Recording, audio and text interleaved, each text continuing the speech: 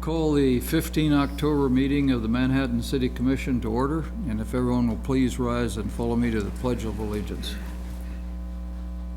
I pledge allegiance to the flag of the United States of America and to the republic for which it stands, one nation, under God, indivisible, with liberty and justice for all.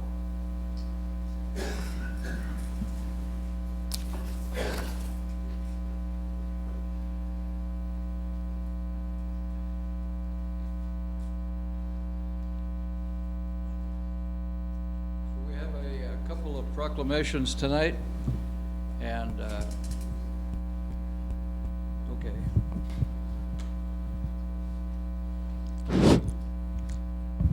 Having seen how this works now for a couple of years, I know that after we do the proclamations, everybody will leave. So I wanted to start with something else. Gary, can you come down here? Can you come down a minute?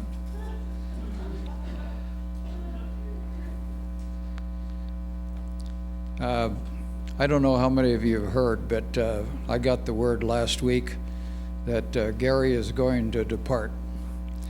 Gary has worked for the city of Manhattan for over 20 and a half years. 18 of that as the city clerk. And let me just show you something here.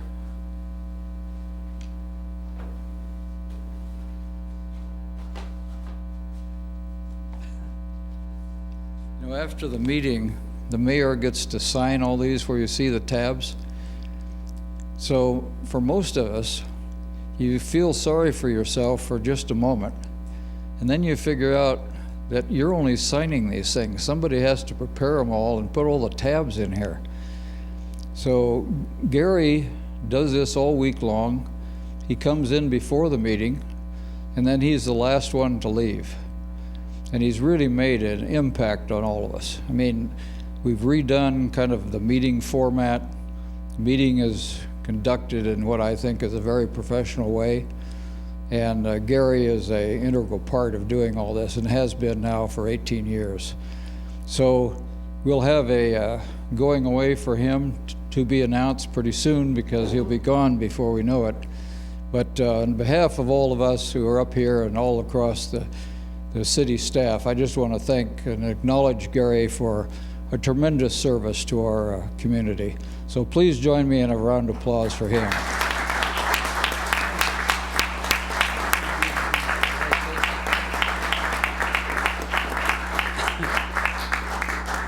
This is very much a surprise, and no, I really don't want to say too much. I want to thank Mayor Dodson, the commissioners. I've worked for a lot of John Mata, a lot of former commissioners, former mayors, Bill Frost, city staff, a great staff, a wonderful team. So the decision has been difficult, but it's time to re-career and do something else, and I'm at a place to do that. So thank you very much.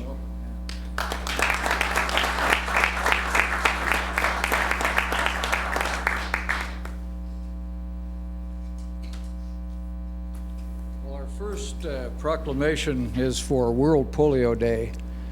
And as many of you may know, that polio last year was down to about 22 cases. And this year has been a little bit higher simply because of Afghanistan, Pakistan. Otherwise, it's working very well. And one of the partnerships that we're going to acknowledge tonight is between Rotary International and the Bill Gates Foundation. Bill Gates recognized sometime, he and Melinda, that this was an organization that could multiply the effects of what he wanted to do on the medical and health front. So at this time, I'd ask some of our Rotarians to come forward. Paul, come on up here. Yeah.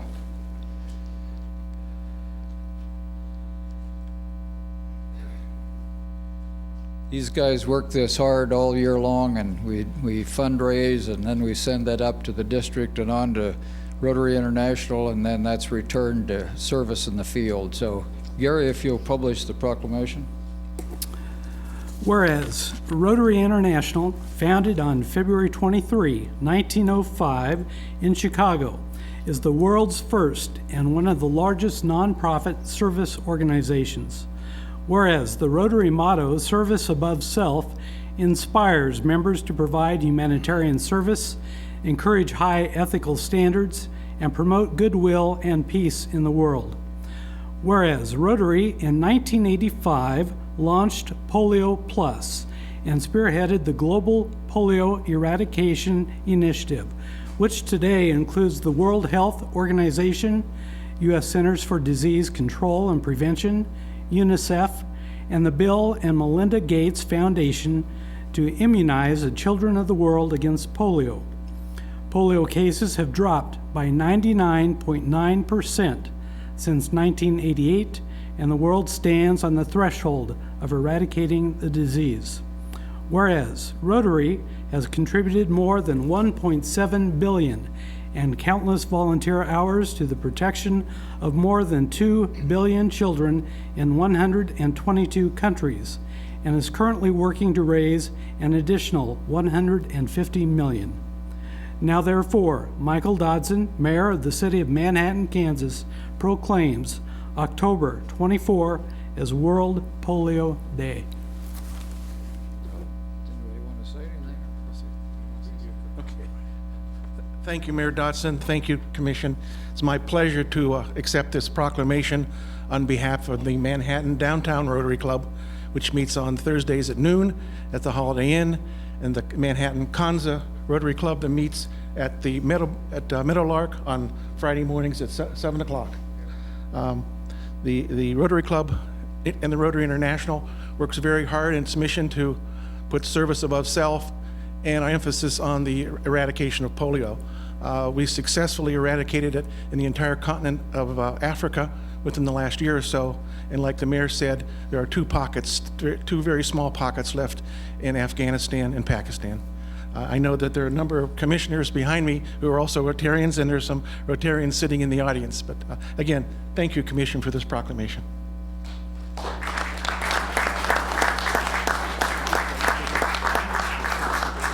you.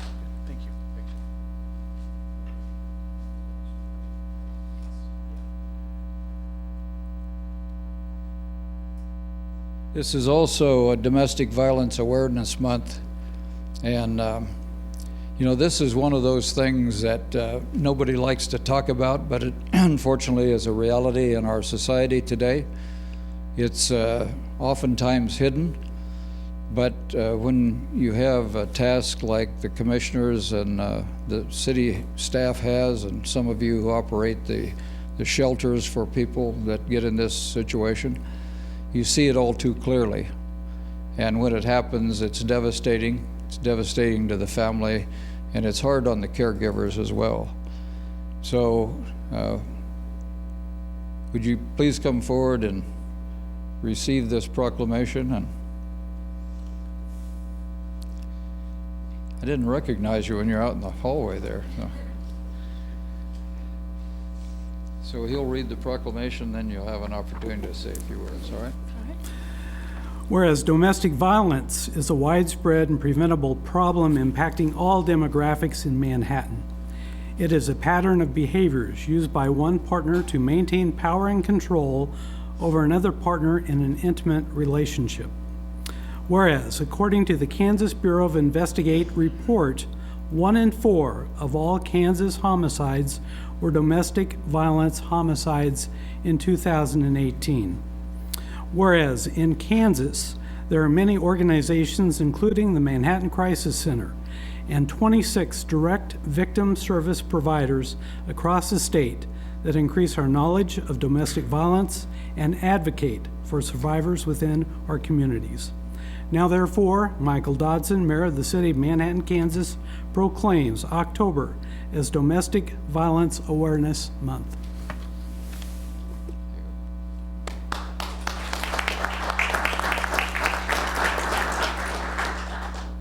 So I'm an advocate, and I'm also somebody who volunteers for the local Manhattan Crisis Center.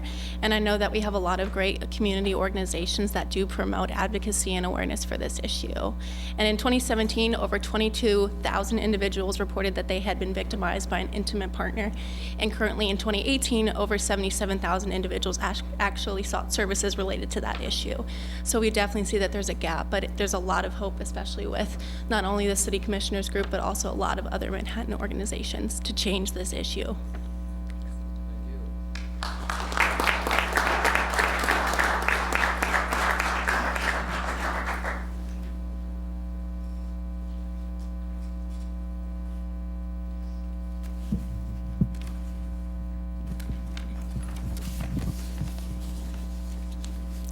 So item 3 is commissioner comments.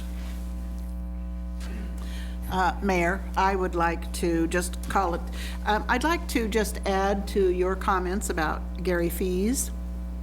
And when I first joined the commission and began attending the League of Kansas Municipalities conference once a year, or, occasionally working with legislative issues with them, people would come up to me and say, "Oh, you're from Manhattan. You know Gary Fees. We think he's wonderful." He has done training of city clerks across the country, much as Bernie Hayen has trained financial officers around the state also. So it's wonderful to hear from your peers from other cities about our staff in such positive ways. So I just wanted to echo your comments about how excellent Mr. Fees has been.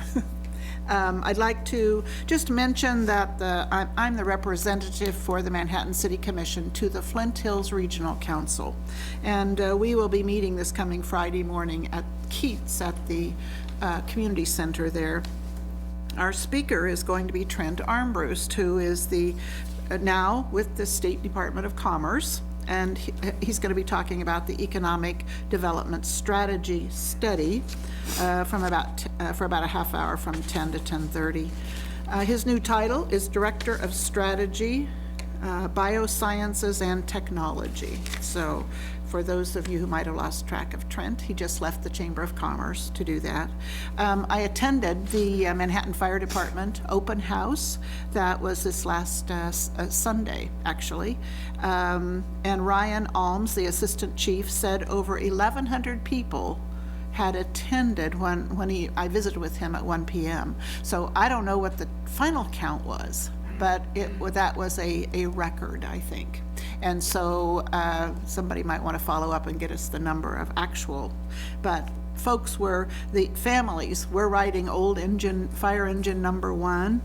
They entered a smoke-filled room, and they had theater smoke, but a little camera that could see a person inside the room. So it was good for adults even to see.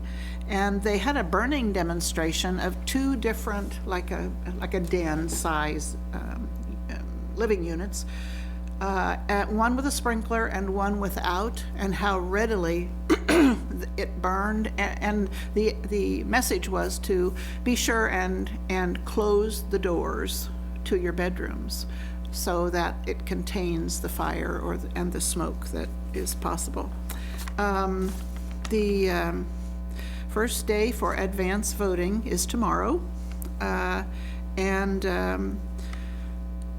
I think that's enough, right? Okay. I just have 2 items. My first item is also about Gary. I was a part of the first set of commissioners that was elected after the election cycle change. So there was a 2-month period where we weren't quite commissioners yet, and I was the non-incumbent who won, and so I felt like the city really had no idea what to do with me during that 2-month time span. And I just vividly remember during that time period Gary reaching out to me the very next day, and then fielding all of my anxiety-filled questions, because I had 2 months to think about being a commissioner rather than a week before I started to have to do the job. So I had maybe 1.1 million questions, and Gary fielded 1 million of those. And he was always so kind and willing to help. So he has been a really big part of what has helped me be successful over the last 2 years. So I just wanted to thank you that and everything that you've done for really this whole group and past commissioners too. And then the last thing I had, we have a rental housing forum near the end of the month, so I just wanted to give Dennis an opportunity to talk a little bit about that.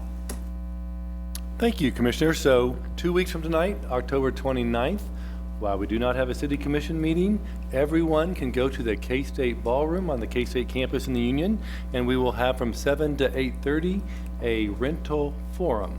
This will be a conversation where we'll have breakout discussions and table topics, but we are currently doing surveying of renters in Manhattan and landlords in Manhattan, and we will have data on those responses from both the renters and landlords.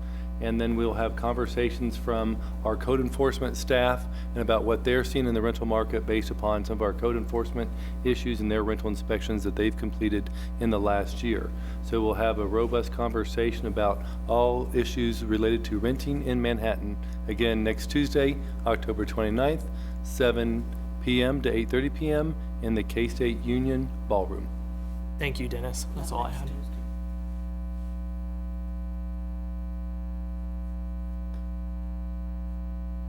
It's 2 Tuesdays away. Okay, I want to talk a little bit about the Citizens Academy.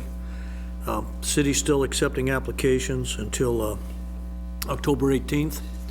And there's 6 sessions that cover, the activities of the city.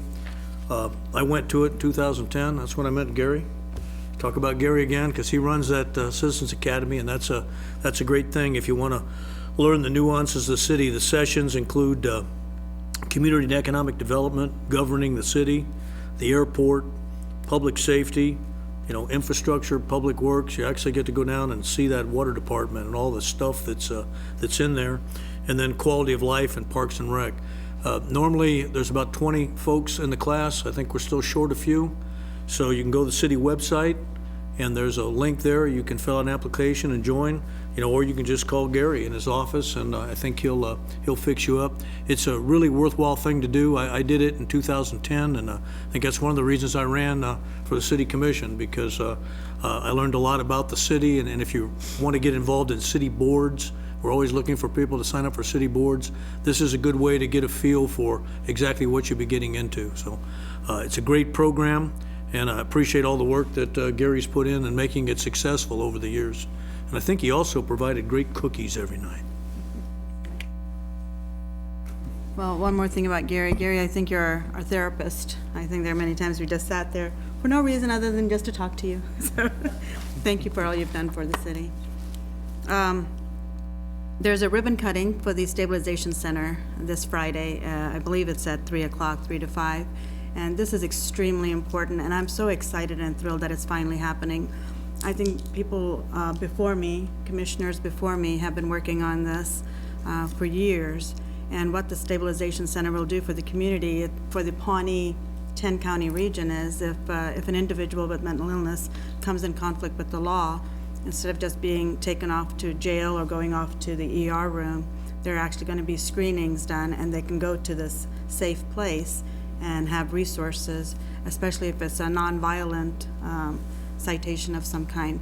And this is something we've been wanting for decades. Like I said, we were able to build lots of partnerships with counties, city officials, RCPD, and our mental health resources that we have in the community. So we are very thrilled to have it, and hopefully all of you can show up and be part of this. I think we're one of the unique communities in Kansas to have something like this.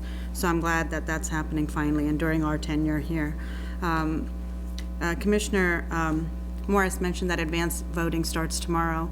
There's lots of course, candidates that you'll be voting on, but there's also a sales tax ballot you'll be voting on as well, the 0.3%. So I just want you to be informed about what that is for the city. Do your homework and make sure when you go you're not surprised. I think now you can actually see a sample ballot that you're going to be actually voting on even before you go there.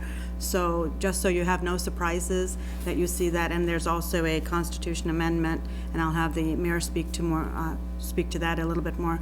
But please take advantage of the advance voting. You know, you often think, I'm going to go on November 5th or 4th, whatever it is, and vote on that day. You never know what's going to happen. And I think they're also open on weekends from 9 to noon, I believe. So take advantage of it. This is your power. Local elections usually have the lowest percentage of voter turnout. Let's change that, at least this time around. Thank you.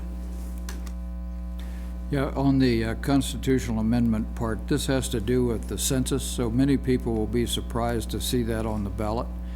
And essentially what this does is allow the state of Kansas to count, and our city of Manhattan to count people where they actually live. I think the biggest example of that for us would be Kansas State University students or military personnel who live in Manhattan. Heretofore, in past census, they've been counted wherever they came from.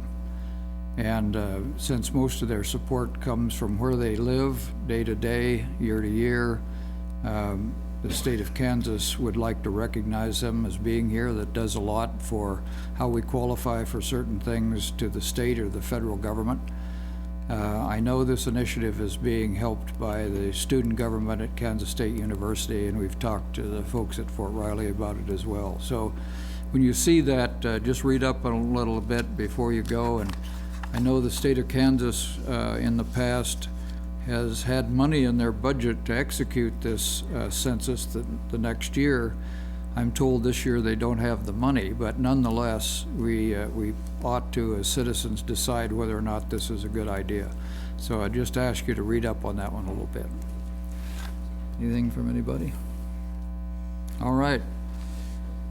We'll go to item 4, which is a consent agenda. The consent agenda contains those items which are either administrative in nature or those items that we have previously considered. For example, we'll have second readings that follow on to the first reading of our legislative agenda. And any commissioner can call forward any one of those items and place it in the general agenda if they so choose, or we can have discussion about those individual items. So at this time, ask if there's any questions on the consent agenda. I would just like to comment on item P, which is the Festival of Lights, Whoville, which is taking place. Of course, that's a great event, the giant Christmas tree, all that lighting. And of course, the city will have an agreement to help out a little bit. Parks and Rec has to take care of some safety issues, and there's some lighting issues. And I've seen a lot of people, talking on Facebook about, oh, it's terrible we don't have thunder over Manhattan anymore, and that maybe the fireworks in Aggieville are not going to take place at New Year's. And you may wonder, well, the city never sponsored those. It's just like Whoville. This is, local business kicking in a lot of money to make this thing happen, and the city supports it. But if you want to see that continue, you can go to the Greater Manhattan Community Foundation, and you can donate to Whoville, and you don't have to donate a whole lot of money. Give them $5. But if you support Festival of Lights, the more money that we can get in that program, the more we can make that work. And of course, Christmas is, my favorite time of the year, and I just love our lighted parade and all those things that come together, from Thanksgiving to New Year's. And so let's keep that happening so that it doesn't go the way of some of the other projects. Anything else? I'd just like to call attention to a couple of items on the consent agenda. K is professional services for stormwater management. And we have a master plan from 1995 that we need to update. And so that's what that item is about. We have these are about flood-related, water-related issues. Item 5A is, of course, about the levee improvements. And then item 6B is about Wildcat Creek bridges, and KDOT is going to fund a lot of those bridges, but there are some amenities that we want. And I just wanted to call attention to some of the things we are doing about relating to water and flood in this community. And with that, I would move, I can't. We'll get the, Yeah, yeah. good point. So at this point, if there are any comments on any item on the consent agenda, we'd ask, please come forward and let us hear from you. I'm Joe Knopf, and I work at 620 Humboldt in Manhattan. The three items I'd like to address are the stormwater increases. I think the public is of the opinion that raising the stormwater and water fees is necessary to generate more clean water and get rid of our dirty water. And yet I look at the proposed sales tax, and I understand that $12 million is going to be set aside over the next 2 years to build a city maintenance facility. 9.5 million of that is coming from the wastewater fund, the water fund, and the stormwater fund. It certainly appears to me in the reading that you're putting together, or have already, a significant amount of money for that maintenance facility, and thus you're raising these fees to fund that, and I'm not sure that's been clearly identified to the community. It strikes me that is not a need of this community. It's a want, but it's not a need at this point. And by putting it in there, you're being a bit misled. This fee is the most progressive fee there is. People who, sales tax, you have a choice of what to buy. Water you gotta have, sewer you gotta buy. And every student, every military family, every person who lives on Yuma, every person who lives on Potawatomi, every person who lives in Northview is paying that fee. And you all are saying we need to increase it so that we can build a new Taj Mahal maintenance facility. Now, the next step then is, tonight you're saying we need to spend $900,000 and bond it because we don't have the money to fix Hayes Drive. We've got 9.5 million sitting around someplace to build the maintenance facility. Why do we need to go and get another $900,000? Joe, could I interrupt you? I just got a text from someone watching on cable that they can't hear you. So would we check our buttons here and make sure that everything is a go? This It is, may be at the podium. go ahead, try it again, Joe. Okay, well, Okay, thank you, Joe. thank you. Sorry to I'm not interrupt sure you.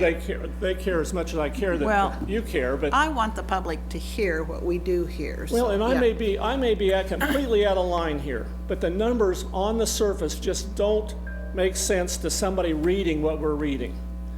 So if there's $9.5 million that's gonna be spent between now and 2021, 2 years from now, to build this facility, it's gotta be there. It's not gonna be generated in the next 2 years, I suspect, from these fees. And if there's a need for $900,000 to repair a clear storm and sewer problem, why don't we use that money rather than divert it? Those are my two main questions, and I'm encouraging you not to raise sewer rates just to build Taj Mahals. The final comment. I heard Commissioner Morris, I know it's Senator Morris, Commissioner Morris, who was talking about amenities for the K-18 bridge. And I suspect that there's a reason to build a 10-foot sidewalk rather than a 6-foot sidewalk. As I go down Kimball, I see a 10-foot sidewalk. It looks to me like a major golf cart area. I don't know what that is, but there's a major $69,000 to go from 6 feet to 10 feet. Doesn't seem like much money to you because you're used to dealing with numbers that have 6 and 7 digits to them. But for the average taxpayer, we're looking at that $70,000 and we're saying, wait a minute, that could buy a lot of scholarships at the Boys and Girls Club. It could buy a lot of mental health services through Pawnee Mental Health. And yet we're putting it into concrete that, unless it has a significant safety situation, as I was driving home on Fort Riley Boulevard, there's sidewalks right along Fort Riley Boulevard, and in the last 100 years, I know of no one who's got injured by an automobile walking on that sidewalk. Now, you can create a risk from anything, but I would just say to you, I don't know what the reason for it is, maybe it's just pretty, but $70,000 for pretty, to me, I need to have you guys explain that and understand it to us, and tonight on the consent agenda, I know there won't be debate and discussion, but I want you to be aware of my concerns and be able to share those concerns with constituents when you're talking about it. Thank you. Thank you. Anyone else, please?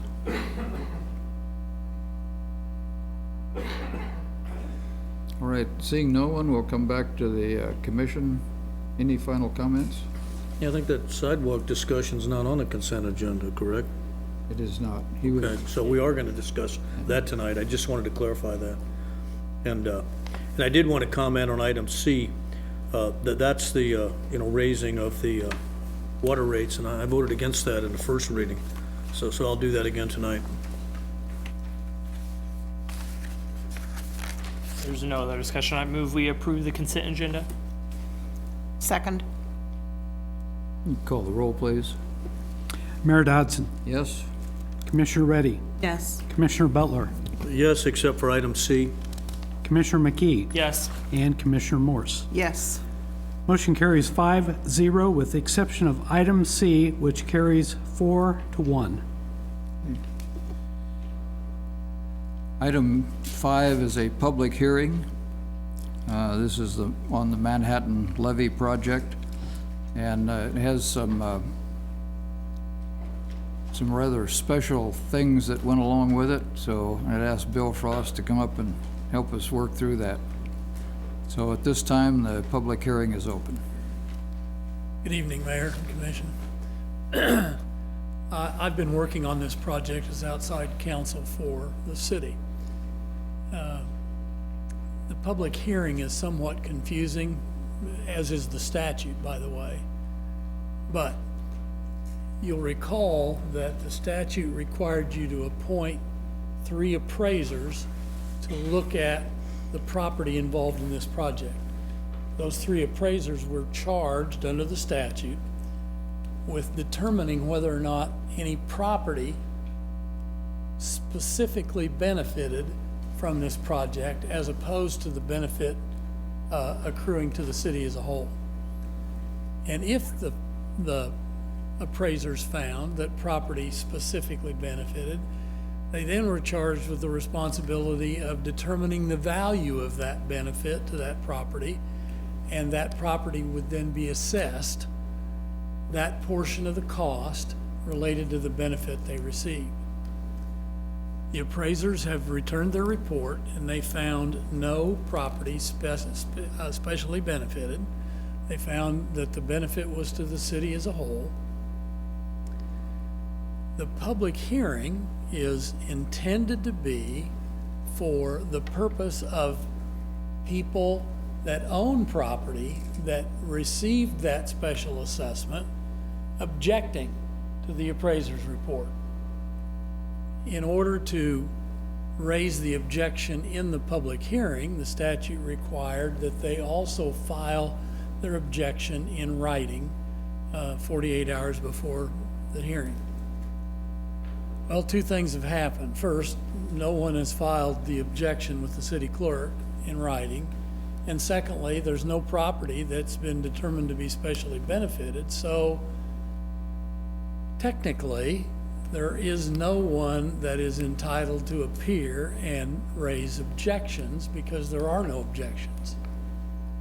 Now, that having been said, I'm aware that there may be people that want to talk about the project itself rather than the appraiser's report. That's not technically what this hearing is for. I'm mindful that we have historically not excluded people from talking at public hearings. So I will leave it up to the mayor and commission if you want to allow people to talk, just understanding that what they have to say is really not relevant to the issue that the public hearing is intended to be for. So if you have questions, if that's more confusing than it was before, I'll try to answer your questions. This statute bill was relatively old, as I understand it, and was originally designed when a structure was first built. But out of an abundance of caution, our bond issuers asked us to go through the process. Correct. It applies now. Yeah. It's a statute that was adopted, I believe, in the 20s, if I recall correctly. And the levy was constructed in the 50s. So presumably there was the same process went through at that time as we're going through now for the modifications to the levy. Again, it's intended to identify those properties that specially benefit and have them share in the cost. And our appraiser's report would indicate that there are no such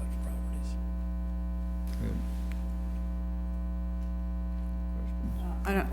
So even if somebody was to make a public comment, if they just objected to the study or didn't agree with the results, do they have to go beyond that, or if they're, whatever it is they want to comment on? We could, I think what he's asking, we can entertain any kind of comment we wish, but it wouldn't be relevant because they haven't this. filed. Technically, there are no objections available because nobody has filed a written objection the way they're All right. required to. So I don't have any objection to having anybody speak if there's agreement on that. And one quick question, in the appraiser's report is to, and just to make sure I'm understanding it right, is to determine that there's no one particular property that's being benefited, not necessarily like a set of properties. It's only looking to see, does this only benefit one property? And it seems like there is a kind of a determination that this benefits the city as a whole. Is there like a certain set of criteria that they use to determine that? The statute doesn't provide one. We tried to give as much direction and definition to the job as we could. You'll recall you adopted a resolution appointing the appraisers and giving them instructions. But essentially, they're to determine whether or not some property benefited specifically as opposed to the benefit that accrues to the city as a whole. And I think they determined that the benefits to the city as a whole was the same benefit that applies to the properties that are being protected. I just have one question. The levy itself has been annexed and is a part of the city, is that correct? I I believe that answer that's is true. yes. Yes, okay. Yes, and if you recall, we did that, near the wastewater treatment plant, Right. what, 2-3 years ago, Eric? Yeah. I remember a piece or two of it, but I didn't know, so my question really was, has the whole thing been? And it is, so, okay. Regardless if the levy has been annexed or not, we own the real estate fee simple. Got it.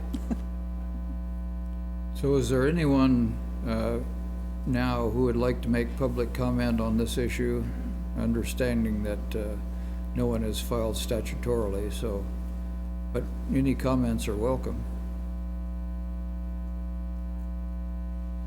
Okay, seeing none, we'll come back to the commission.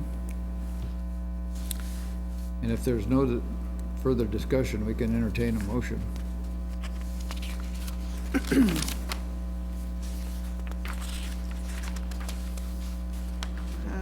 Mayor, I believe it is for the greater good.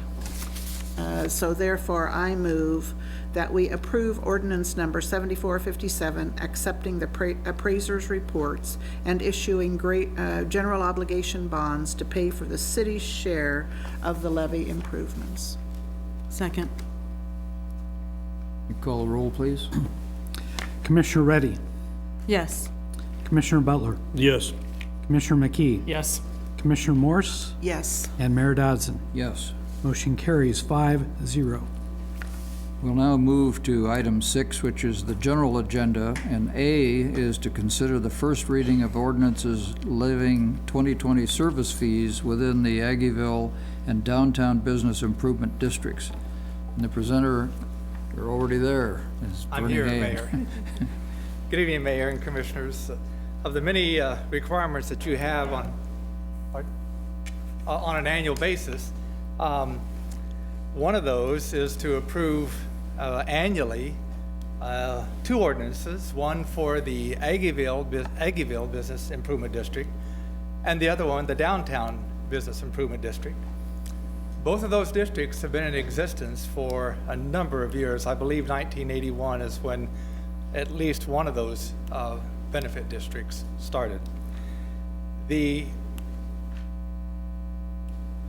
approval of these ordinances really is twofold. Kansas statutes, it starts on KSA 1781, requires that you look at these ordinances and approve them for the fee structure. And I can tell you that the fee structure for 2020 has not changed. I'll mention in a moment one change that has occurred. The other reason for this ordinance to be adopted on an annual basis is to give business owners the opportunity to submit a petition among a majority of those business owners, Aggieville and downtown, to dissolve the BIDs, those business improvement districts, if they so choose. That petition starts when the ordinance is actually published and approved on a second reading. Tonight, we have both BID directors, Gina Scroggs for downtown, and I believe Jeff Sutton, her chair for that board, is here as well, and Dennis Cook, the director for the Aggieville Business Improvement District.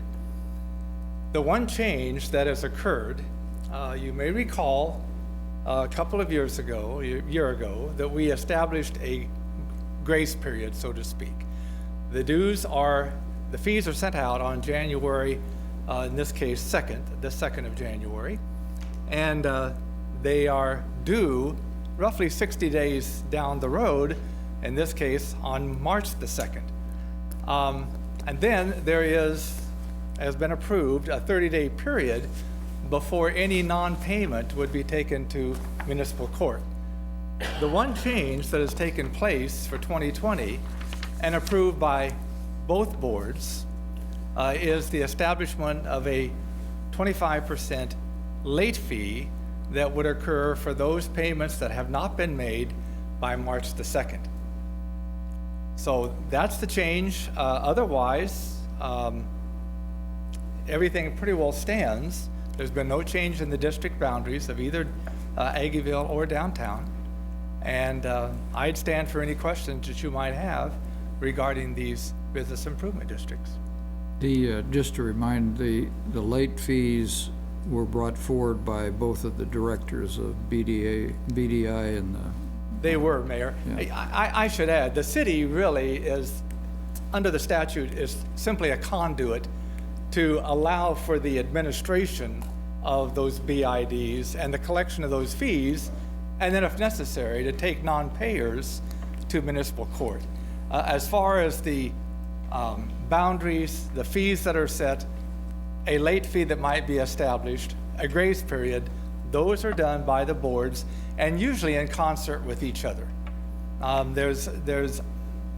have all, for the time that I've been involved in this since 2017, there's been uniformity and agreement on all of those items that either board brings forward. Yeah, I think we've been working on this, and maybe we finally got it right after so long, instead of taking everybody to court, and I know it's been a long work in progress. If we're going to implement a late fee, how far in advance will everybody know about it? Because the education piece was missing in several of the other things we've tried to implement in both business districts. They already have been notified of that. Okay, so they are aware. Through the notification that I send out as a letter to all business owners, setting the date for this ordinance hearing and letting them understand that the only change was that 25% late fee. I have had a couple of calls from business owners that were concerned about that, and but that's as much as I've heard so far. Okay, and I'm comfortable if both of the directors are good with it, as well as their boards, and the communication piece is there, because sometimes even if everybody else knows, the key players that are paying those bills may not know, and we certainly don't want that to be a surprise and then attack their No, I understand, directors. Commissioner. And one thing, 2017, when the finance department took this over, and prior to that, it was the community development director that has retired. Eric was not a part of that, but it was rough. As you know, finance people tend to do everything by the book, and we set kind of a line in the sand, and 2017 was simply difficult. 2018, on the other hand, was just simply a breeze. I'd like to think that 2020, 2019, and 2020 would be equally as good. So, Well, that answers my question. Just make sure that everybody knows what's going on before they Yes. start seeing a bigger fine or something on their charges. So thank you. So if I understand the process, there's a due date on when you're supposed to pay the bill. If you fail to do so, you get 25% late fee. And then after 30 days, you could wind up in municipal court if they haven't paid, yes. if they haven't paid. If they haven't paid, Okay? yes. Well, there's not a grace period on that 25% late fee. No, the 25% But there's 30 late days fee, before you yes. go to court. Yes. That's the process. Yes, sir. Okay, that sounds fine to me. Okay, well, thanks, Bernie. Let's hear from the public. Dennis or Gina, do you want to say anything about this? Hi. I just wanted to clarify, we do the absolute best we can do to notify our members. We send out no less than 6 emails. Then we send out a brightly colored, every year it's a different color, hot yellow, orange, pink, friendly neighborhood reminder telling everybody it gets mailed to their place of business.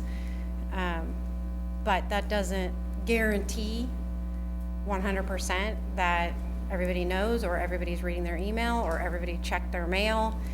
But then once the bills go out and are sent by the city, then my team of people, we get on the phone. Also, cannot do this without Jeff from the mall. He single-handedly handles the mall for us. We get on the phones, and then when it gets closer, we start going door to door. So we do the absolute best we can, but that's not to say that some businesses don't slip through the cracks. Just wanted to make sure you knew that. Yeah.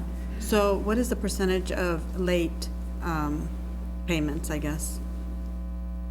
10, maybe? I don't know the percentage. Your but- Commissioner, it was very small. I'm not even sure, we didn't have anybody from downtown, I think, that finally, that grace period hadn't paid. And Right. I think only 2 or 3, 4, Dennis, yeah. Okay. Well, from that's very Maggieville. good then. That's So what we it's- want. Yes, Okay. it's been very good. Okay. Okay, thanks, Gina. Dennis, did you want to add something?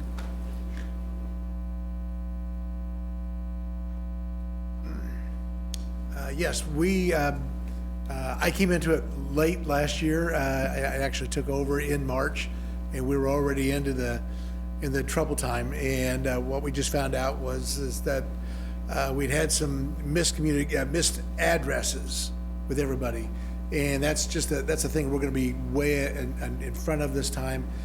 But we will be doing the same things that Gina has talked about downtown. Is we will be. Bernie's office does a great job of notifying us if, as we move along, who has paid, who hasn't paid. Then we'll be making personal visits, letting them know, so we actually are talking to somebody. And so we will not leave anybody out. Good. Thank you. Thanks. Yeah. Anyone else want to comment on this issue?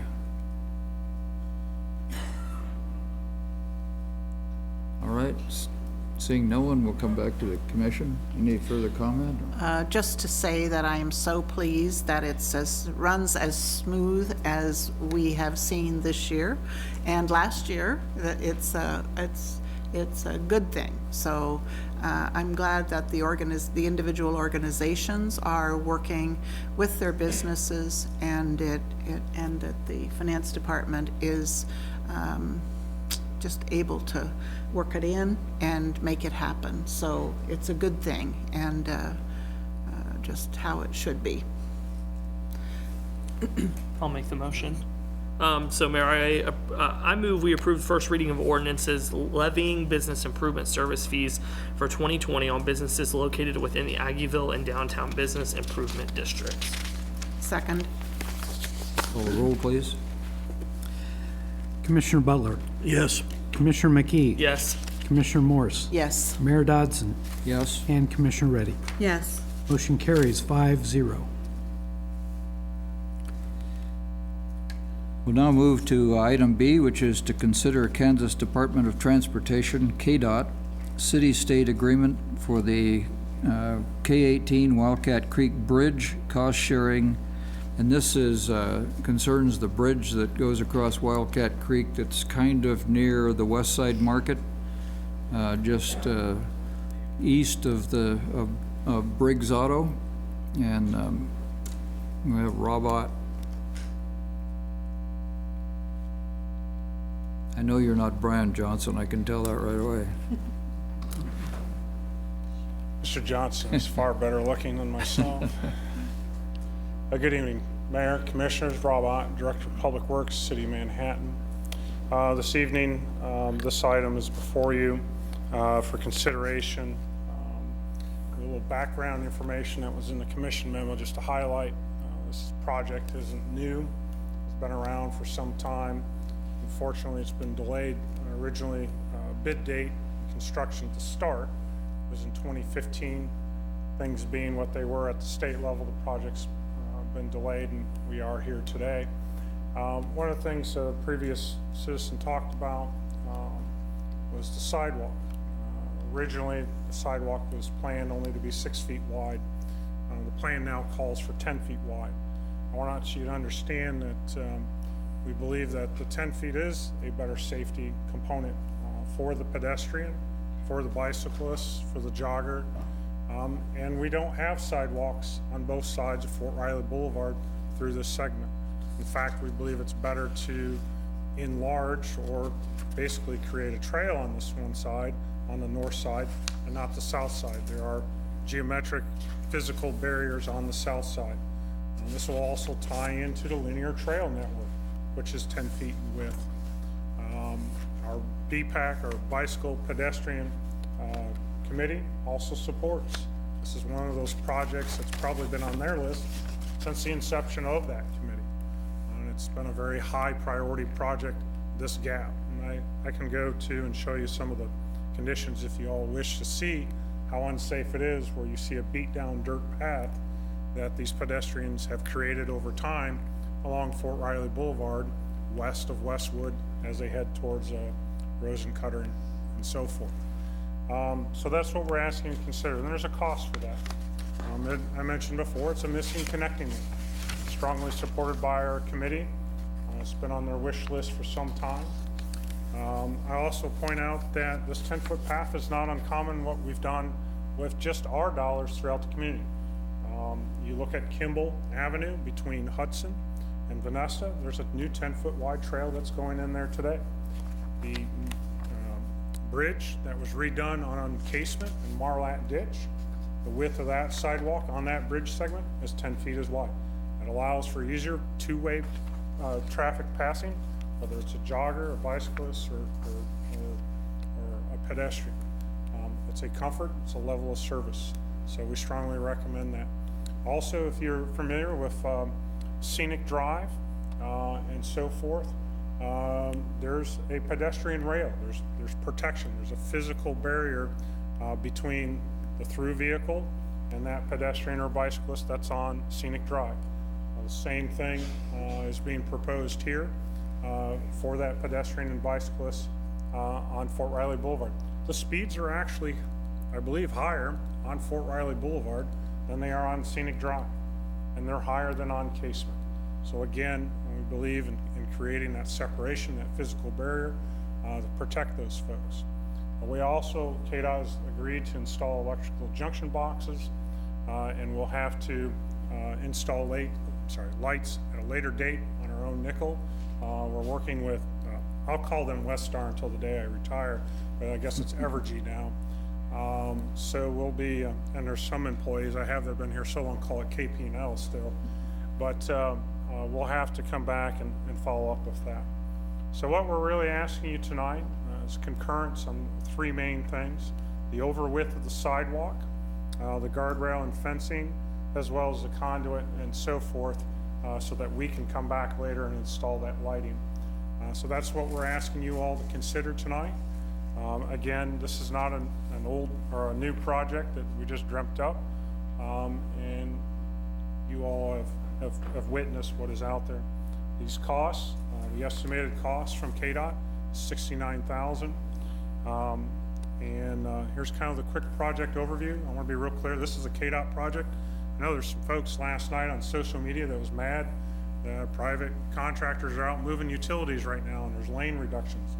Why doesn't the city stop them from working during the day? Well, first off, that roadway is under the control of the state of Kansas, and not the city of Manhattan. It's K-18. Yes, it has a Fort Riley dual designation, but it is under their jurisdiction, and that's why they're moving those utilities. KDOT is responsible for the traffic control, time schedule, contractual relationships with the contractors, and so forth. We have not received the final time limit in which they think construction will take. My best guess is somewhere between 18 to 24 months. We're taking and going from 2 bridges down to 1 bridge, which includes improvements at Paliska, longer turn lanes. The bridge will actually be raised up at a higher elevation than it is today for Wildcat, which provides some relief in certain situations in terms of the watershed at higher flows.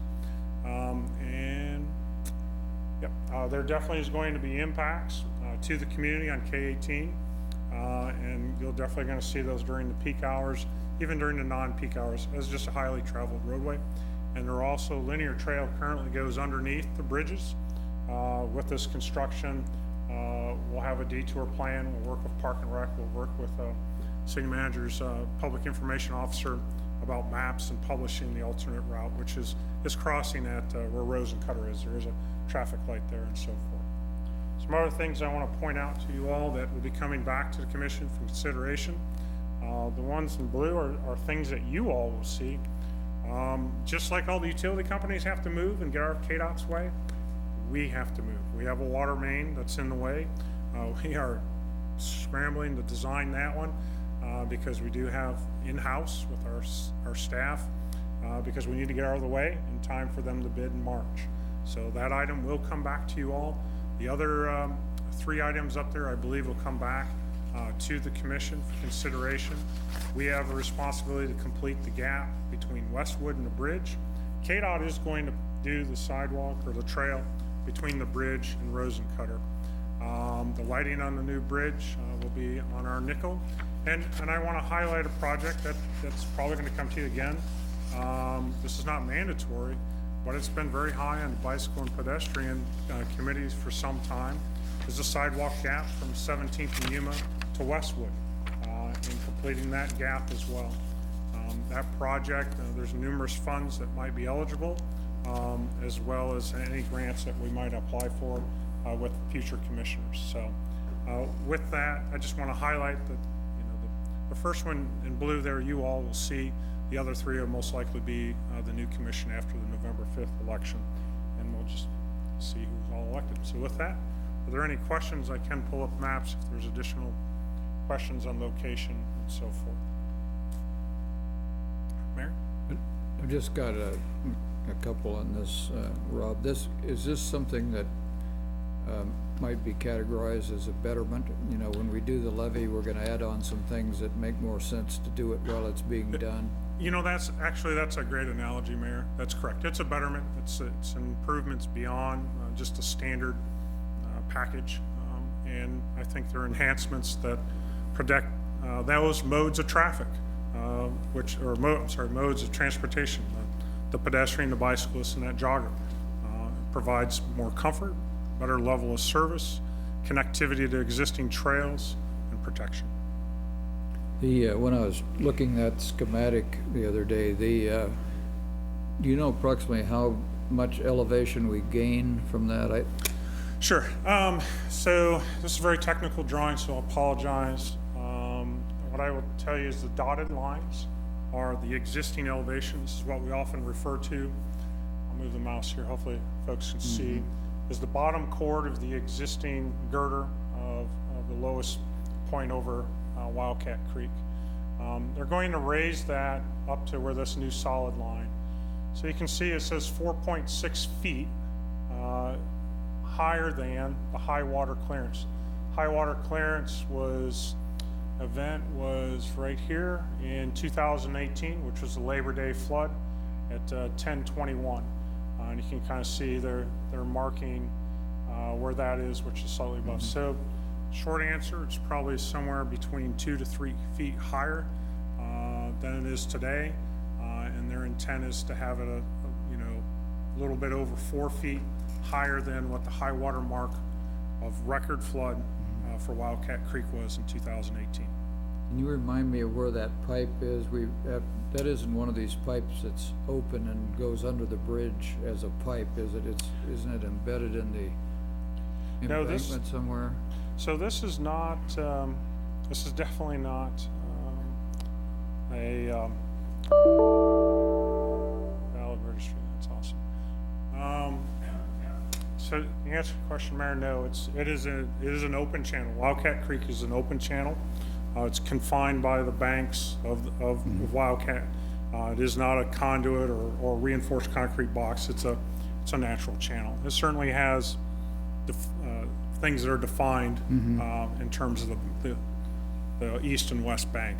So we have to move the pipe out from underneath one of the embankments to make the change, or when you talked about relocation of the... Oh, the water main? Right. Oh, okay. Thank you. Thank you for clarification. So our water main, there happens to be a water main, future project for consideration, that is parallel to K-18 that services Paliska. There is an option in which we can connect. KDOT will allow us to traverse K-18. Just like when K-18 was improved between here and I-70. There was water main, sanitary sewer that was parallel in that state right away, their real estate, and they allowed us to be there. When it went to a freeway and there was improvements, they said not only us, but everyone else get out of our right of way. You can cross it perpendicular, but you can't be in it parallel. Our water main today is parallel and it serves the Paliska area. Our plan is to connect, and I don't have drawings with me, but that water main is actually over by Paliska. It's actually not here at the river or anything like that, but that water main will traverse north-south, connect to another parallel line that's in real estate that we own, and we'll get out of conflict with the project. Good. Commissioners, any other questions? I don't have any questions. I think this is, it seems like it's something we should be doing. Also, our families are much younger as they come in. So even though there might be some people that think, well, these are just all to make us look pretty, there's also a lot of safety factors in it, because there's a lot more people utilizing all of these areas that you just spoke of. And I'm especially concerned about the lighting and the multi-use path, because more and more people are using these than ever before, and we haven't really put much into it in the past. So I think it's high time we did it. And I don't think, I feel like this is a good investment long-term. I think it's something we should be doing. It's been strongly supported by your bicycle advisory committee and pedestrian for years, since the inception. If I can pull you in here very quickly, this is what pedestrians today get to shimmy across, and there's a beaten footpath back to the east. And I think we need to provide adequate and comfortable level of service to those modes of transportation. Yes, I fully agree. I don't think, comment was made that this is just make it look pretty. But we've got a lot of folks that have been pushing for years for a comprehensive, plan to get our trail network together and to make the city more bike friendly. And I mean, that's just a classic there when you look at that, beaten trail there. People say, well, where should sidewalks go? It's where trails appear, and that sometimes you should put sidewalks in after the trails appear. And so clearly, this fits. And we have a funding source, which is the Trail Sales Tax Fund. So the issue that this is going to impact property tax we've already set aside money for this exact purpose, and it makes all the sense in the world to do it at the same time that the bridge is being replaced. So I'm 100% in favor of it. The only additional comment that I wanted to add to this was I actually received some communication from a few people about us adding on wants to this instead of things that we actually need, referring to things like the sidewalk. And I just want to point out, I always get fairly frustrated because anytime that we talk about adding a lane to a road, I don't ever recall, at least my 2 years on the city commission, anybody ever objecting to something like that. But anytime that we want to do something that makes it a little bit easier for someone to choose to walk or bike in this community, there's always a group of people who speak against that, which I find very frustrating, because the reality is the more people that we can get to choose to walk or bike to work, the less our infrastructure costs over the aggregate are. Maintaining a sidewalk is a lot cheaper to do than maintaining an additional lane on a road. And so this not only makes sense for the people in our community who want to make that choice, but it just makes sense financially for us to be making these investments wherever we can. So I'm fully supportive of this, and I'm excited we're finally doing something there, because in particular, I think that's one of the more dangerous places in Manhattan for pedestrians. So. Any public comment on this issue?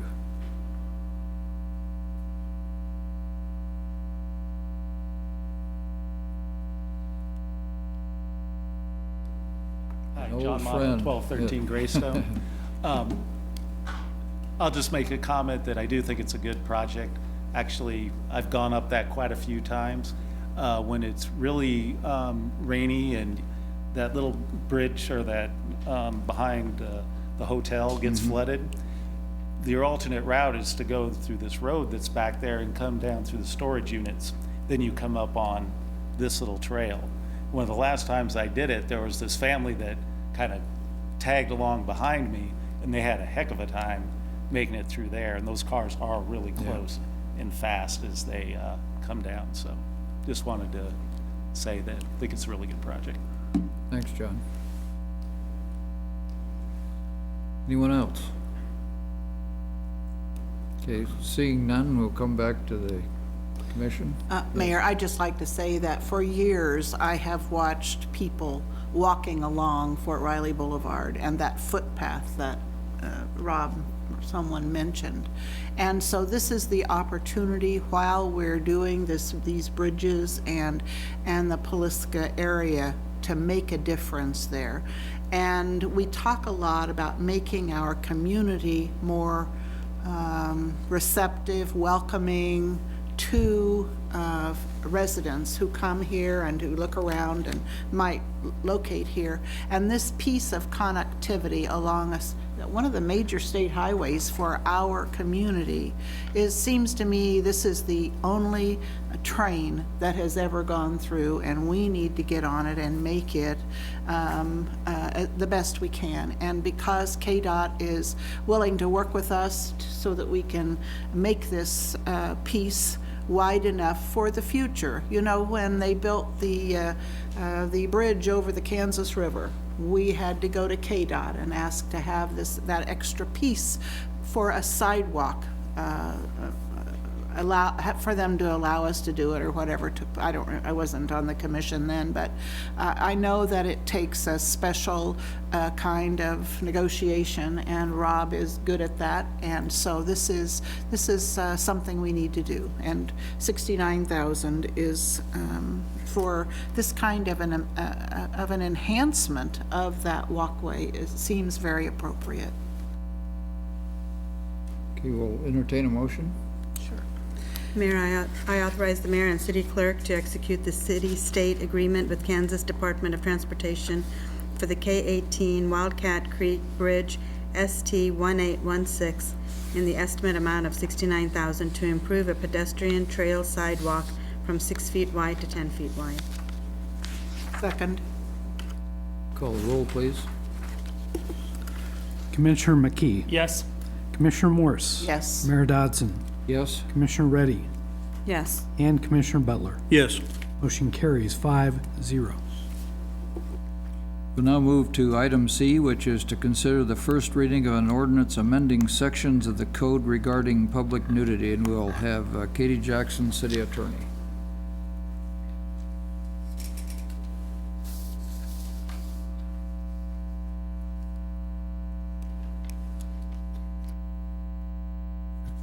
Good evening, Mayor and Commissioners. We're here tonight to discuss the public nudity ordinance, have a short presentation, and we'll take some questions at the end. The existing ordinance was adopted in 2003, That year, we also adopted our adult business ordinance, which requires a license for adult businesses and the employees within adult businesses. And as part of that ordinance, we adopted the public nudity ordinance that I'll talk about tonight. At this time, we don't have any adult businesses, licensed adult businesses in the city of Manhattan. That's not really the subject of this ordinance, but just to give you that context. The state of Kansas does not have a law that generally prohibits nudity. That doesn't mean that people can walk unrestricted around the state of Kansas nude. There are laws that may apply depending on the facts.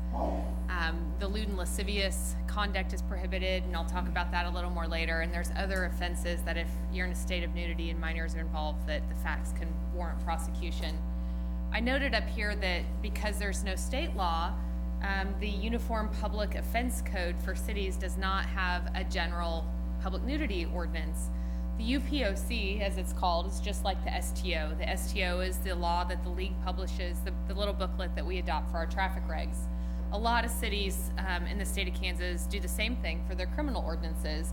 They adopt the UPOC. And I bring that up because that shows you that unless a city has specifically adopted a public nudity ordinance, they're not that widespread in terms of geographic area, because the smaller cities tend to adopt the UPOC and it's not in there unless they amend it to add this. Most of the first-class cities, the big cities, of course, do have a public nudity ordinance. It's fairly common among them. So this is the current ordinance. It says that it's unlawful to appear in a state of nudity in a public place. There are exemptions. They're listed here. The nudity is defined as exposure of the body parts listed up there. What we're going to talk about tonight is that an aspect of the definition of nudity is that it only includes the female breast below the top of the areola. It doesn't talk about the male chest in any way. And that has become an issue for the 10th Circuit Court of Appeals, which I'll talk about as well. To give you some context, since we adopted this ordinance in 2003, we've had 51 total cases. The majority are males, 37 or 73%. 14 cases involve females and 6 for toplessness. One thing about the females I think is worth noting is that of those 14 cases, we've only had 1 case since 2010. So the majority of those cases occurred shortly after the ordinance was adopted, typically in the context of like a wet t-shirt context, but those are older cases. So I talked about why we're here tonight. This wasn't really a priority of the commission or something we thought we would be discussing this year, but the 10th Circuit Court of Appeals rendered a decision that brought this issue to the forefront.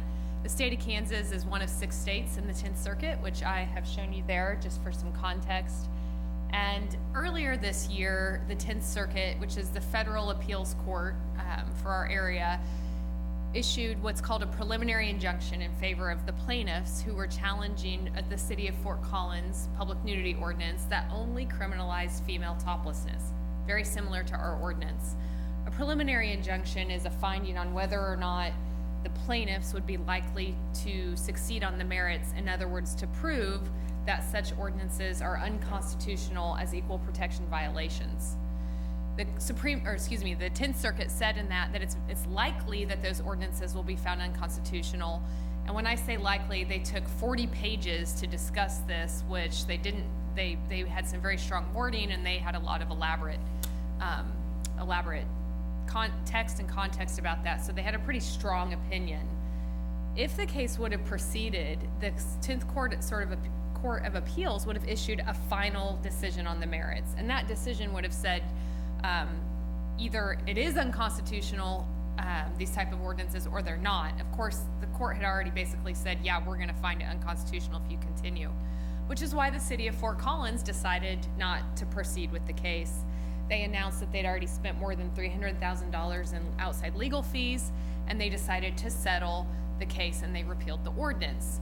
So we were left with this kind of murky thing in the land of the law, which is we didn't get a final decision on the merits that declared something, but we have a really strongly worded preliminary injunction that makes it likely that if someone challenges a similar ordinance in the 10th Circuit, they're likely to prevail in challenging it as unconstitutional. We can't guarantee that, but this court has certainly set up that argument. It was widely reported after this case, after Fort Collins announced it wasn't going to continue with the case, it was widely and wrongly reported that the 10th Circuit decision legalized female toplessness in the 6 states. That's not what it did.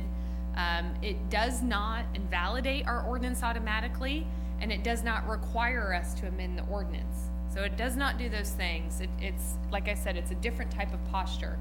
But what it does do some things that we need to talk about tonight. Because it was so strongly worded and the 10th Circuit did say it was likely that a plaintiff will, within the 10th Circuit, win the argument that these ordinances are unconstitutional, it basically provides a basis for someone to challenge an ordinance like this for a civil lawsuit. And a civil lawsuit can be brought just the fact that the ordinance is on our books. So the fact that the ordinance exists, plaintiffs can say you're violating my constitutional rights with this ordinance, and they can seek damages and file a lawsuit under that basis. That's what happened in Fort Collins. There was no prosecution. It was a civil lawsuit that challenged the ordinance. The other thing it does, which it can also compromise a criminal prosecution, because the second way in which an ordinance can be challenged is somebody violates the ordinance, the police department writes a citation, the City of Manhattan Municipal Court prosecutes that violation, and during that process, the defendant files a motion to dismiss challenging the ordinance as unconstitutional. That would go through the state court system, and the city prosecutors would be arguing that constitutionality issue as far as the case got appealed, which would depend upon that defendant and how far they wanted to take it if we were successful. So what it does is it gives someone a really good case to argue against the City of Manhattan, and so we thought it was important to bring it to you because it does create a risk of the use of city funds or resources to defend this ordinance. The other thing I want to say on that is we're in a unique position here in the City of Manhattan because we have two police departments that enforce our ordinances. We have the Kansas State University Police Department as well as the Riley County Police Department. They both enforce our laws. They both write citations that the City of Manhattan city prosecutors prosecute. It's unusual because we're not all under one roof with the same attorneys advising on enforcement who are advising on prosecution. Since they're a separate entity, what we tell them is if the law's on the books, then you can enforce it. If we're unable to prosecute it for a legal reason, we'll handle that. In this case, because the 10th Circuit case did not invalidate our ordinance automatically, we would continue to prosecute it and defend it because we wouldn't be able to take the position it's not prosecutable. So the likelihood of any of those challenges is pretty uncertain. We don't know if a civil lawsuit will be filed, and we can't necessarily predict whether or not a female will appear topless to get a citation in public. We do know that there have been some local inquiries about our ordinance, whether or not we were going to enforce it, and that K-State had an issue, a question about it. I was at the city attorney's meeting last Friday in Overland Park. There are over 100 city attorneys, and a few other cities are now looking at this ordinance because they've had women appear topless in public attempting to challenge the ordinance. So we're all kind of in a wait and see mode, but we're also evaluating what's going on in our communities. Other states have had quite a bit more activity, other states within the 10th Circuit. In Utah, there have been motions to dismiss criminal prosecutions in their court system, so we might get a decision out of Utah. Oklahoma, strangely, has had quite a bit of activity. They've had several local demonstrations. I've talked about this in the memo, just public nudity demonstrations where women have appeared topless in public alongside men to see whether or not the ordinances would be enforced. There are some legal challenges now being filed in Oklahoma. Again, these could give us more guidance in the future. I did say, and I wanted to bring this up in the memo in Oklahoma, there's a community outside of Tulsa called Sand Springs, and the cities in Oklahoma had done different things. Tulsa initially said they weren't going to enforce the ordinance, and then they had a demonstration, and then now they are going to enforce the ordinance. Stillwater was deciding whether or not they were going to enforce it. They don't actually have a general public nudity display ordinance like we have. They have a little different law. Sand Springs, Oklahoma also announced that they would not enforce that ordinance anymore. But then last week, just after the memo came to you guys, Sand Springs adopted an emergency ordinance that now prohibits male or female toplessness. It's unlawful, but in order to successfully prosecute somebody, you have to not only show that the male or the female was topless, but also that the person somehow grossly injured property, disturbed the peace, or outraged public decency. So that's a really hard thing for a prosecutor to prove and to provide evidence. It's sort of, it was their resolution of it, but it's not something that we're recommending. So that's kind of the background on this. I do want to note that the U.S. Supreme Court has been asked to hear a case out of New Hampshire that will consider whether or not the ordinances that only criminalize female toplessness are unconstitutional. The court is reviewing that right now. They have not committed to hearing that appeal. There's what's called a circuit split, because what our 10th Circuit did was called the minority view. It's not, the majority of the circuits have found these ordinances to be constitutional. The minority view is the one that goes against the majority of the courts. So there's a possibility that from this slide that we'll get some guidance from a court, whether it's within the 10th Circuit from one of the other states, or we'll get it from the Supreme Court in the next year to two. I mean, it could be sooner, it could be later. It just depends on how they proceed through the system. So tonight we're presenting two options to you, and just to get, we do have a first reading before you tonight, but first, this first reading is to amend the ordinance. And what that would do is it would remove female toplessness from the definition of nudity, which basically decriminalizes general female toplessness. The public nudity law would continue to exist. If other body parts were exposed in violation of the law, male or female, that would continue to be an ordinance violation. The facts of toplessness, whether male or female, it could warrant prosecution under a state law. So, like I mentioned before, the state of Kansas criminalizes lewd and lascivious behavior, which is exposing a sex organ in the presence of a person other than a spouse who hasn't consented, with the intent to arouse or gratify yourself or others. So obviously there are facts in which prosecution may result, whether it's male or female exposure.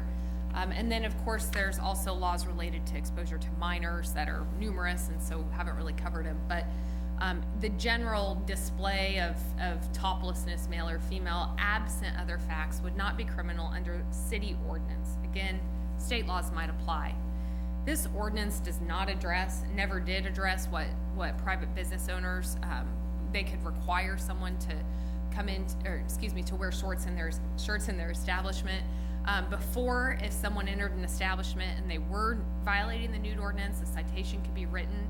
They can still post a rule that says everyone who enters must be wearing a shirt, if that's the business owner's choice. If someone doesn't comply, they can be asked to leave the premises or to comply, and they could be cited for trespass if they refuse to comply with that rule. So that still exists. That option still exists. So that's option one. What you have before you tonight is a first reading of an ordinance to achieve option one. But option two would be not to make any changes to the ordinance. So you would continue it the way it's written now. You'd be accepting some risk. Like I said, we know there's an increased risk of losing if we get a challenge to our ordinance. We don't know how likely it is we'll get a challenge. We can't predict that future. We'd be kind of waiting and seeing, evaluating what happens from other jurisdictions, see if something changes. And then what that also means is that we'd be kind of upholding what the original ordinance in 2003 said. And I pulled this language that's on here from the original ordinance. A public nudity ordinance that treats one gender differently than the other has to have some kind of basis for that distinction. The 2003 ordinance, and I did summarize it, referenced public peace, safety, and welfare, public order, character, adverse secondary effects, and so on. Summary, but those were the justifications for criminalizing female toplessness in 2003 and not male toplessness. So from a strictly legal perspective, if you amend the ordinance by adopting first reading that's before you tonight, it's what we'd call a legal safe harbor. It reduces your legal risk. You can't have a civil lawsuit filed against you because that ordinance is no longer on the books. It prevents the use of city resources and funds to defend that. Or if the case just arises, the issue arises through a prosecution, we'd have our prosecutors spending a lot of time defending the ordinance, which we will do if it's on its book. That's our responsibility, and we'll certainly do that if you all like to maintain the ordinance. But from a legal perspective, we think that we will get some guidance or resolution from courts within the next year or two, could be sooner. And we still have the state law prosecution if the facts warrant it. So it's not like we're opening this issue up. There's still state laws that could apply to the facts. And then also, I just want to wrap it back to, it is important to note that throughout the state of Kansas, from a geographic perspective, most of Kansas probably doesn't have an ordinance that prohibits general public nudity because there is no state law that generally prohibits it, and because the UPOC does not include it. From a population perspective, most of the population is in the first-class cities, and so of course they would be under those ordinances. But this puts us similar to the area right outside the city limits in Riley County. So that's really a strictly legal recommendation. Of course, there could be other concerns that the commission has related to public safety or societal or cultural issues that you'd like to consider. But just because this is sort of a moving target in our area of law, we're recommending that we consider first reading tonight. One final note, if you do proceed with first reading, one of the impacts that you'll see on second reading is the definition of public nudity is also in that adult business ordinance. That was sort of the reason that we have these two separate ordinances, was we were addressing adult businesses.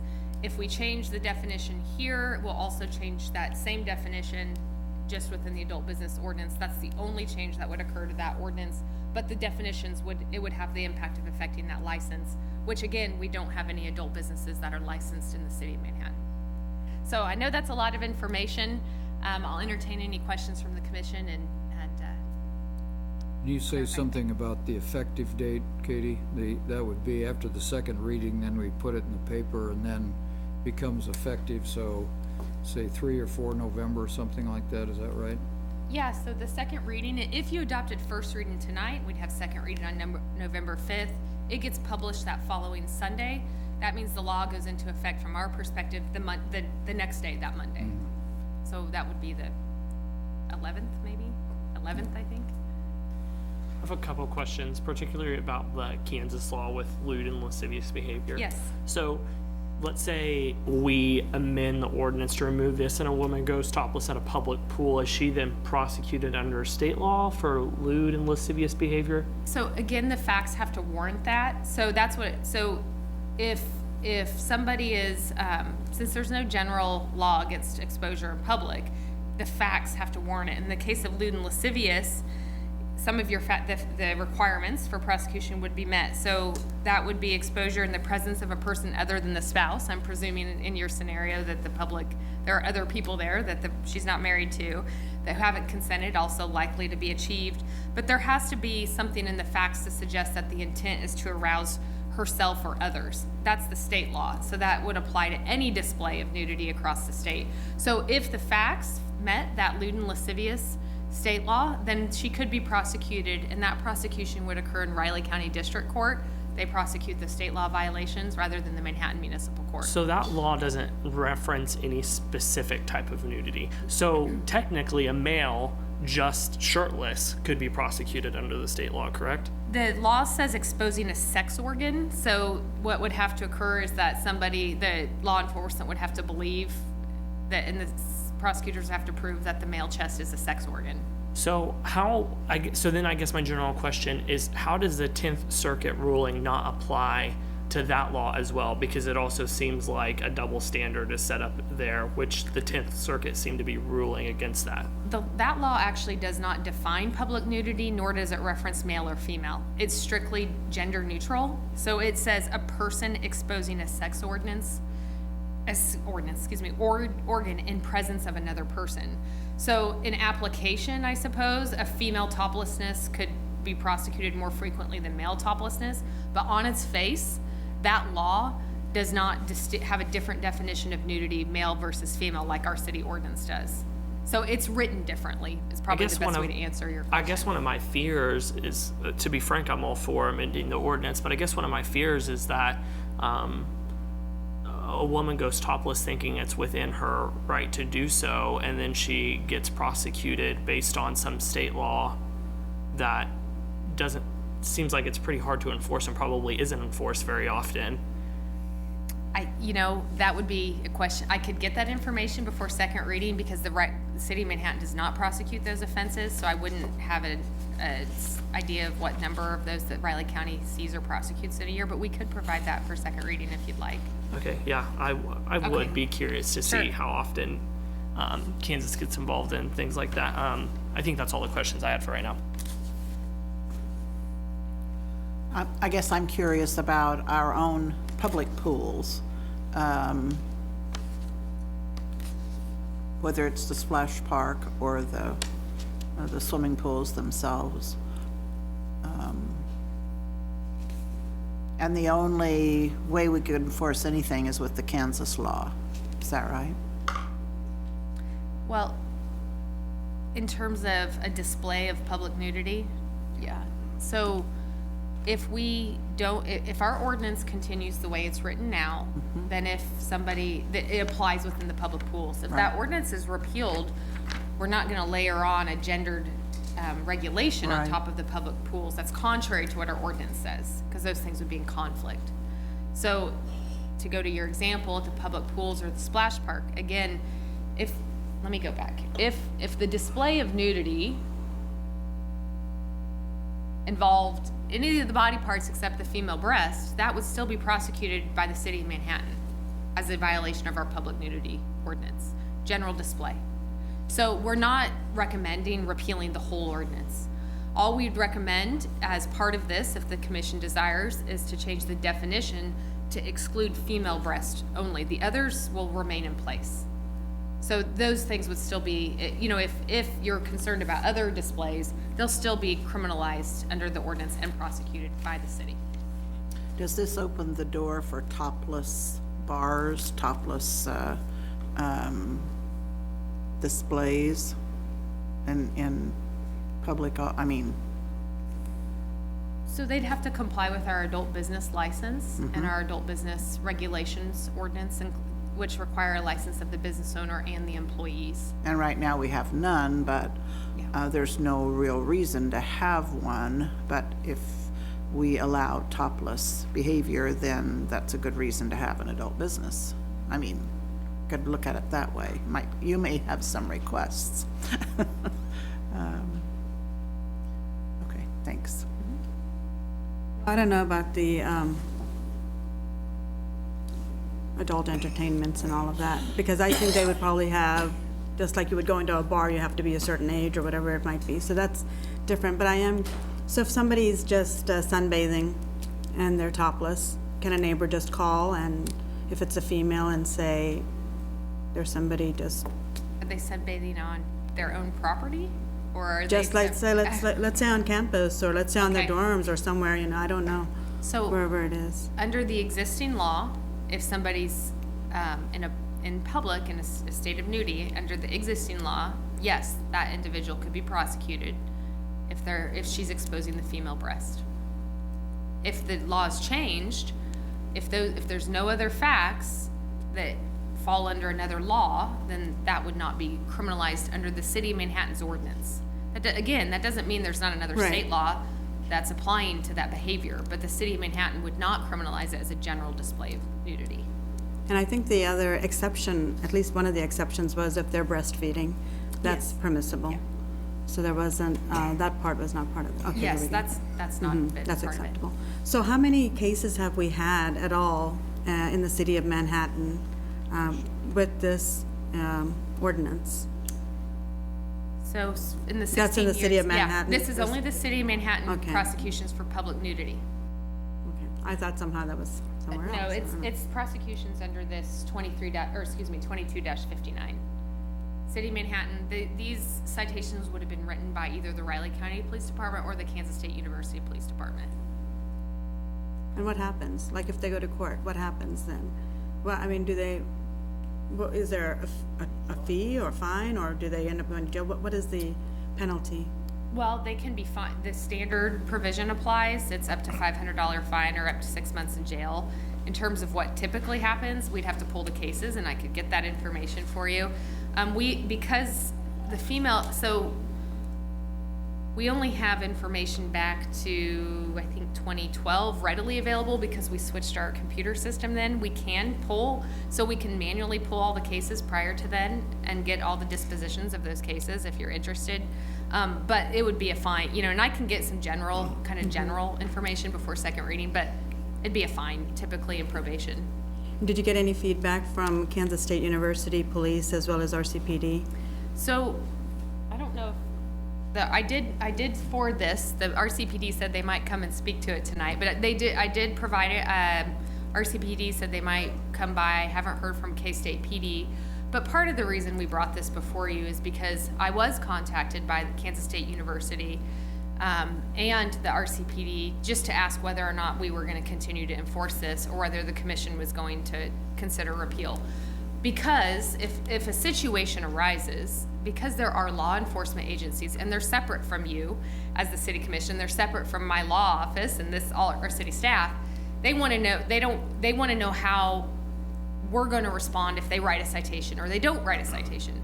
Because as far as they're concerned, the law is in place. And so it is their responsibility to enforce the law if a situation arises. But what they wanted to know is, well, are we going to write citations only to have, you not prosecute them because of the 10th Circuit case, or the commission want to repeal the ordinance immediately because there are issues, political or societal issues and discussion about it, and they just want to know if they should continue their enforcement efforts or not. They're looking. In the way that we, as the city, provide guidance to law enforcement agents who are separate from us is by our city code. If it's in the city code, it's a law that they're charged with enforcing, and they will. If it's out of the city code, then they'll take that message from the commission, and then, of course, they won't enforce it. So to answer your question, yes, and they're looking for something from the city commission so they know whether or not you would like to see continued enforcement of this as situations arise. Right. I'm okay with changing the ordinance. I think sometimes we always assume if we do something such as change our ordinance where it's okay for females to be topless, somehow everybody's going to go topless. That's never been the intent. But I don't like the idea of one gender getting higher penalties or fined more so than a different gender, especially when they're not doing anything rude, or if they're just minding their own business. But this happens to be, they just are topless. And most of the European countries are doing just fine with it. I think this is something we can at least look at. But I don't like the idea of punishing one gender more than the other in this instance. I would like further discussion, though, mainly because I think there's a lot of families that might be concerned, or however that happens. We discussed pools, but there's parks. With the university right here, I also want to know how the businesses feel about this and get more information as well as from Kansas State University, because they need to know what we're talking about as well at the same time. Right now, I'm inclined to go with option one. Yeah, the only comments I've gotten, I'm not overly concerned, because a business like a restaurant can basically say, hey, here's the dress standard to come in. That's not a problem. The only concern people have relayed to me is, what about city pools? And can we do the same thing a restaurant does? We can if we enforce it for both genders the same way a restaurant does. Okay, 'Cause so- if we repeal the ordinance, it would have to apply to both Right, genders. and I'm for repealing the ordinance because there's too much risk that we might get some activist or somebody want to just make an issue on this particular thing, and there's just no sense taking that risk. And as far as the city pools go, that's going to be Eddie's issue that next summer if the courts don't decide it. And basically, I think here's a case where we just wait, because what's legal and what's normal, sociologists, I say there's norms for cultures. And while I lived in Europe, the norm there is fine, go ahead and run around topless if you like. And nobody seems to care because they grew up with that. That's not really the norm for Manhattan, Kansas. And so if somebody tries to change that next summer by challenging it, and that becomes a problem at the city pools, because it's not right now, then I think we might have to consider saying, okay, fine. Everybody's gonna have to wear a shirt in the city pools to alleviate that. And that's the only thing I think that people have got some real concerns about, and that may be the solution to it. But I wouldn't try to solve that tonight. I said, I think we just go with the option recommended, and then we'll take a look at what actually happens next summer. Commissioner Betley, you bring up a good point that I'd like to emphasize, which is whatever you do tonight, you can do something different in 4 to 6 months. Whether we get a decision from a court that upholds them as constitutional, you can revisit it then, or if we still are in this sort of wait and see land and we have other concerns, as long as it hasn't been found unconstitutional, we can reinstate that rule. So I think that's a good point, that we aren't sacrificing our ability to make a change down the road as circumstances change, so. Yeah, I would not like to put the RCPD or the KSUPD in the position of trying to enforce something that, when they go to court, wouldn't be enforced. So that's kind of on one side. I think the commission's felt that way about a lot of ordinances. You know, if we're not going to enforce them, let's get them off the books. The other one is kind of the changing mores across our nation, and as Commissioner Butler brought up, we are a lot different than Europe. But if you look at, let's say, swimming suits 100 years ago, it's obvious we've changed. Now, the one I worry about is the mixing of this kind of thing with children. I think that's still worth protecting. If we need to do that by changing something at the pool where this is likely to occur, fine. And it appears this could happen if Kansas had a law against these kinds of behaviors, but they don't, so we're kind of stuck. And as you said, I think if we enact this and then the 10th Circuit finds in a particular way, or the Supreme Court decides which of the ways they want to go when they have a split circuit court, we have the flexibility to change this one as well. So just to kind of in general add my comments too about my thoughts on this is, I think from two perspectives this is smart. First, it avoids the city amending this ordinance, puts the city in a place where we avoid a civil lawsuit, therefore taxpayer money that could be used elsewhere. But also, I think some people are frustrated that maybe this movement is happening, but in my eyes, I think it's quite just.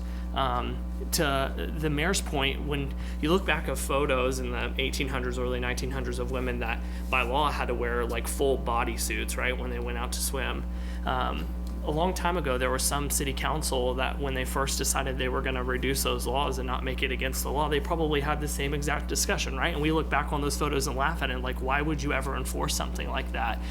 So societal norms change. And then also, I wanted to read something really quick. I was reading about this topic a lot this morning because I wanted to understand like these movements and these organizations that are doing this and why I think this is a just cause. There was this really famous writer in the 80s, or a law professor in the 80s, who was writing stuff about cases like this that were being challenged in other cities. And she wrote something that I think explains this issue, at least in my eyes, really well. She said, these laws written solely to take into account potential viewers, the focus is on the male response to viewing topless women. There is no focus on the female actor herself. The implication, she argued, particularly when laid next to statutes like exemptions for topless entertainment, is that what might arouse men can only be displayed when men want to be aroused. By contrast, men are free to expose their chest with no consideration of the impact on possible viewers. That's where the real damage of this law comes in. Though it's unlikely that many men, if suddenly forced to don a shirt while, say, out for a jog, would find their worlds or sense of self greatly affected, the disparity in treatment of genders appears to offer legal validation that a man's view of a woman's body is the only one that matters. The underlying message to the public is that women's bodies are inherently sexual and thus inappropriate to be seen in public. And that's why I think this matters. So if, to the mayor's point, if we're going to treat males one way in terms of toplessness, we should treat females the exact same way. And so if people are upset about city pools and what could happen there, well, then your sons will also be wearing shirts next summer to the city pools, because it is not fair that we sexualize women's bodies in a different way than we do men's. And so from two perspectives, saving the city money and avoiding a lawsuit, but also just from a position of just cause, I think this is the appropriate thing for the city to do. Okay. At this point, we'll open for public comment. Anyone wishing to comment on this particular item, please come forward. I'd love to hear from you. Okay, seeing none, we'll come back to the commission. If there's any further comment, we can do that. Otherwise, we can entertain a motion. Just that I would like to err on the side of limiting the amount of money we would have to put out for lawsuits. I think that we are not going to be the only city going through this, and we may be, earlier than some other cities dealing with it, but we need to protect our resources as best we can. And this will buy us the 6 or 8 months until we find out what other cities are going to do. And quite frankly, if there's a clamor from cities, the state legislature may act also. And they, I would say, have a higher percentage of predictability to act on something like this than we would. So I'd like to err on the side of conserving our resources. Okay, I'll make the motion that we approve first reading of an ordinance amending sections 2260 and 2261 of the Code of Ordinances relating to nudity in a public place. We have a second. Yeah, I want to second, but I also want to make a comment. I think oftentimes when issues like this happen because of their being charged and, have to look at it one more time, this is about gender equality. And there's just as many men I'd rather see with their shirts on than off. And, we often don't think about all of that, but for women, we're pretty strict about who keeps their shirt on, and they need to do it regardless. To have an option is always a good thing. So I think this goes in that direction to give both genders that option. So with that, I do second it. Okay, call the roll, please. Commissioner Morse, Yes. Mayor Dodson, Yes? Commissioner Reddy, Yes. Commissioner Butler, Yes. and Commissioner McKee. Yes. Motion carries 5-0. Good thing all the city commission candidates are here, because y'all are going to get asked about this at your next forum, I bet. All right, thanks, Katie. There being no further business before the commission, we'll stand adjourned.